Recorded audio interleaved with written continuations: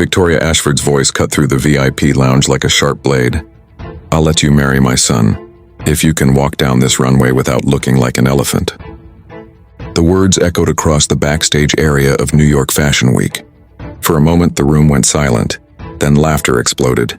The air smelled of expensive perfume and crystal champagne. Designers in black suits leaned against the walls. Models in $50,000 dresses giggled behind perfectly manicured hands. Cameras flashed.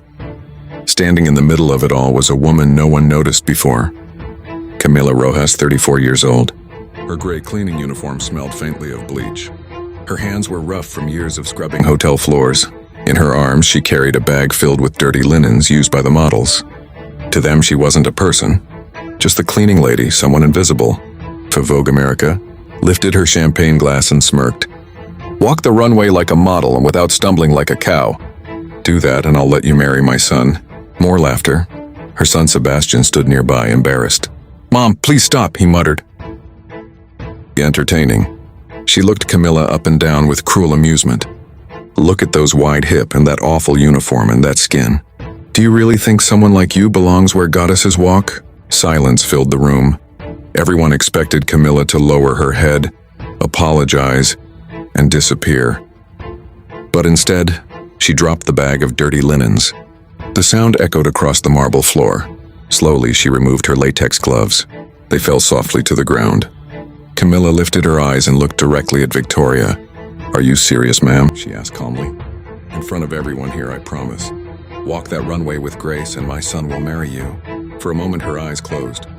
And suddenly, a memory flashed through her mind. Blinding runway lights, thousands of camera flashes, a Dior couture gown flowing behind her as the crowd screamed her name. "I accept," she said calmly. The room froze. "But I have one condition." Victoria raised an eyebrow. "A cleaning lady has conditions now?"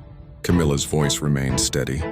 "If I walk that runway with grace, you will publish on the cover of Vogue that immigrant workers deserve respect." The crowd murmured.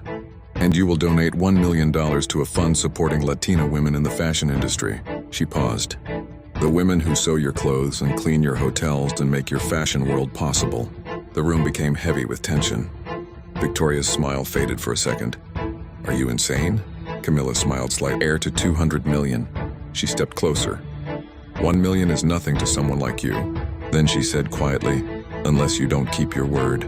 The trap was set. If Victoria backed down, she would lose face in front of the entire fashion industry.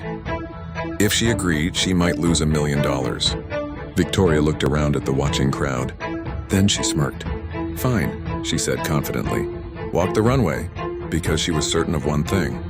A cleaning lady could never walk like a model. But Camila was about to prove everyone wrong. If this story touched you, comment the country you're watching from. Don't forget to like this video and subscribe for part 2, where Camila walks the runway and shocks the entire fashion world.